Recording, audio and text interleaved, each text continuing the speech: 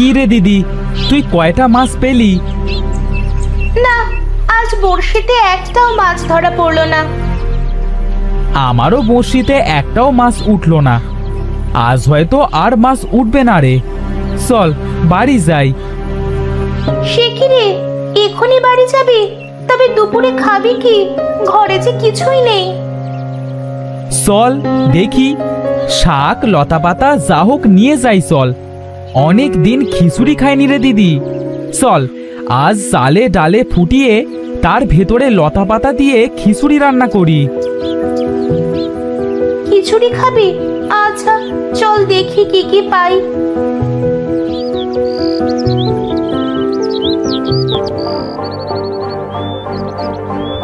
ওই দেখ দিদি, ওখানে কুমড়ো গাছ। হ্যাঁ, আমি কয়েকটা কুমড়ো পাতা নিয়ে আসি। কুমড়ো পাতার খিচুড়ি বেশ লাগে। বেশ, নিয়ে আয়, কিন্তু দেখিস কেউ যেন না দেখে ফেলে। ওই গাছ কিন্তু কাকি লাগিয়েছে, দেখে নিলে খুব বকবে। কেউ দেখবে না, আমি এই যাব আর এই আসবো।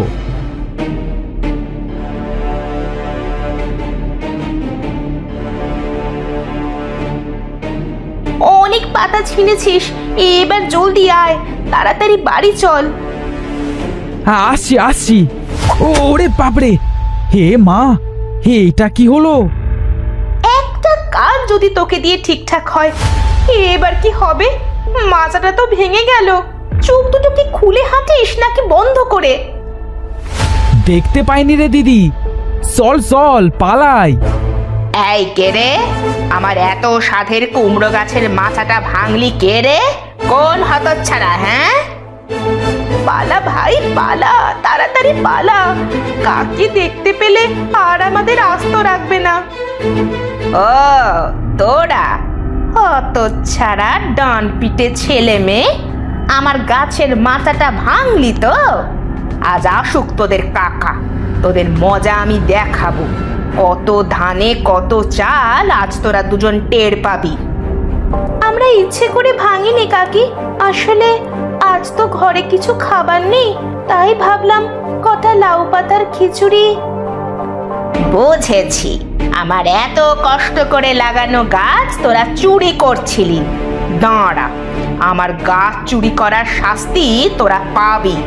আজ থেকে তোদের খাওয়া বন্ধ। আমি তোদের চাল দিতে পারবো না। ও কাকি, এবারের মতো ক্ষমা করে দাও না, আর কখনো হবে না। কাকি, আমাদের ভুল হয়ে গেছে।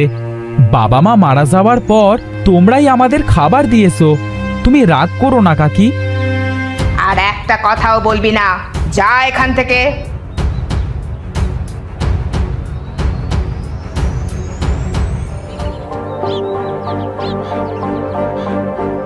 এটা একদম ঠিক হলো না ভাই। এবার আমরা খাবার পাবো কোথায় বলতো? ধুর, আমরা আর ওদের থেকে কিছুই নেব না। আমরা নিজেরাই খাবার জোগাড় করব। দুবেলা খাবারের জন্য রোজ অনেক গালমন্দ শুনি, আর দুটো কুমড়ো পাতার জন্য খাবারটাই বন্ধ করে দিল। কি বলছিস? খাবার পাবি কোথায়? শুনিসনি, বাবা মায়েরা সন্তানদের জন্য কিছু না কিছু রেখে যায়। হয়তো আমাদের বাবা মাও রেখে গেছে কিছু দামি জিনিস। চল ওপরের ঘরটা খুঁজে দেখি। খুঁজবি বলছিস? চল না, চেষ্টা করেই দেখি।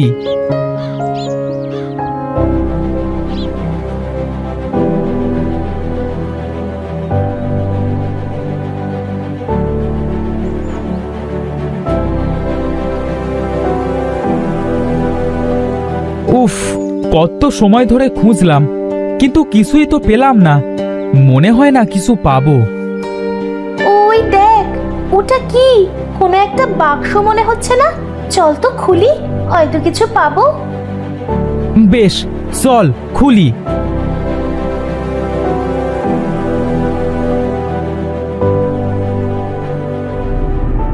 এ কি?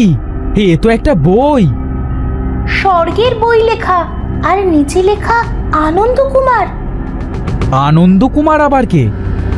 আরে, আনন্দ কুমার আমাদের দাদুর নাম। কি লেখা আছে চল পড়ি তো। লেখা এই বইয়ে 4টি জগৎ আছে। এই বইয়ের 4টি অধ্যায়ের একটি অধ্যায়ও পড়লে সেই ব্যক্তি সেই অধ্যায়ের ভেতর ঢুকে যাবে, আর প্রবেশের রাস্তাই বের হওয়ার রাস্তা। 4টি জগৎ? সে আবার কি? দাঁড়া পড়ছি। লেখা আছে প্রথম অধ্যায়, এটা এক আগুনের জগৎ। এই আগুনের জগতে চারিদিকে আগুন, চারপাশে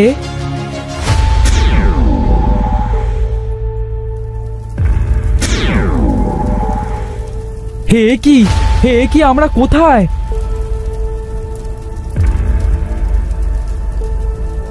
মা, চারিদিকে আগুন!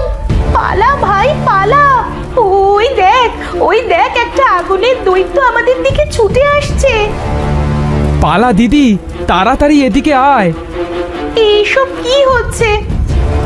আমি বুঝতে পেরেছি, এইসব ওই বইয়ে লেখা ছিল। আমরা এখন বইয়ের জগতে। যেখান থেকে এসেছিলাম সেখানেই দৌড়া, সেখানেই বের হওয়ার রাস্তা পাবো। বেশ, চল চল, পালা পালা।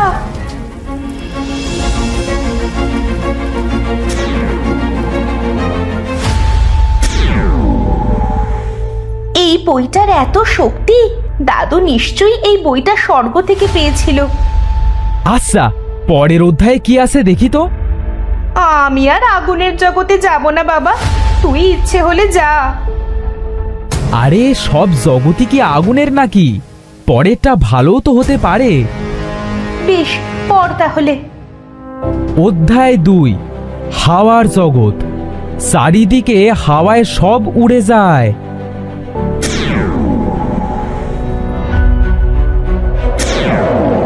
ও মা, কত টাকা হাওয়ায় ভাসছে রে ভাই! এই টাকাগুলো পেলে আমরা আর কাকির খাবারের উপর নির্ভর করে থাকবো না। ধর ধর, টাকা ধর। এই যা, ছুটে গেল তো। টাকা তো ধরতে পারছি না। কি বাজার ঝড়! বাঁচাও, কেউ বাঁচাও! আমরা যে উড়ে যাচ্ছি, বাঁচাও! আমাদের সেখানেই পৌঁছাতে হবে যেখান থেকে আমরা এসেছি। চেষ্টা কর দিদি, চেষ্টা কর।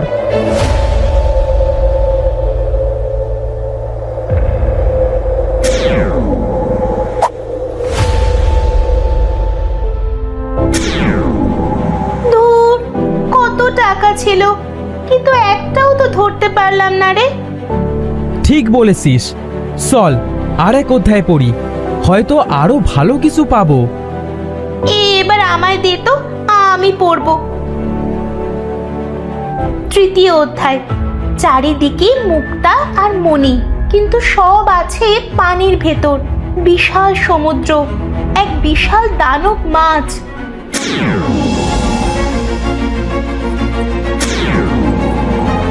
হে কি, আমরা তো পানিতে এসে পড়লাম দিদি।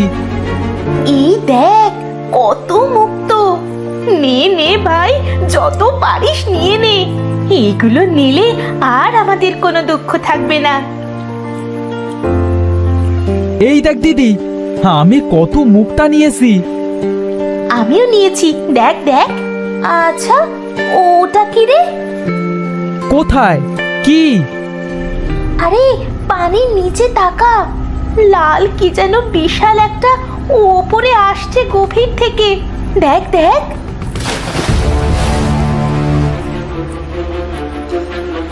ওরে বাবা রে, তাড়াতাড়ি পালা দিদি। এ যে এক বিশাল লাল রাক্ষসে মাছ, হাঁ করে তেড়ে আসছে আমাদের গিলে খেতে। এবার কি করব? সব ফেলে পালা তাড়াতাড়ি, বাঁচলে অনেক কিছু পাবো, কিন্তু মাছের পেটে গেলে প্রাণটাই হারাবো। পালা ভাই পালা, আগের জায়গায় চল।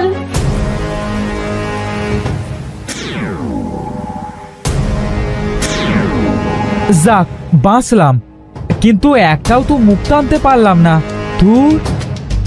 আমারও হাত থেকে সব পড়ে গেছে। আচ্ছা, পরের অধ্যায় কি আছে চল পড়ি। বেশ, পড়ছি। 4র্থ অধ্যায়, চারপাশে মোহর মুক্ত মণি হীরা, পাহারায় আছে যদু রাক্ষস।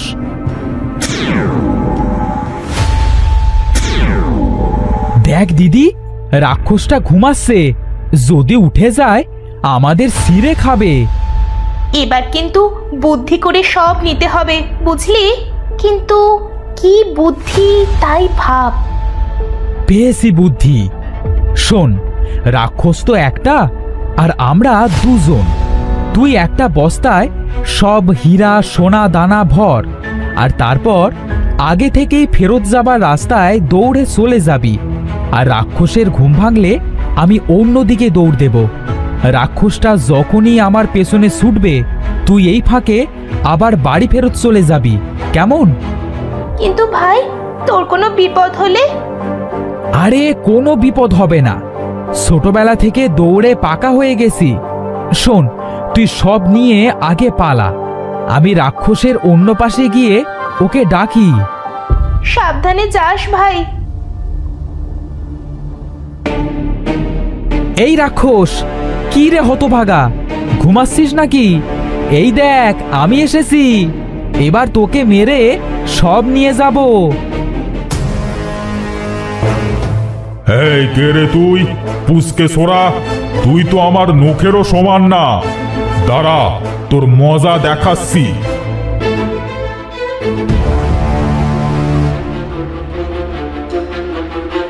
তাড়াতাড়ি আয় ভাই, আমি গেলাম। এই আসছি, আর একটু বাকি। এ, এ, আহ!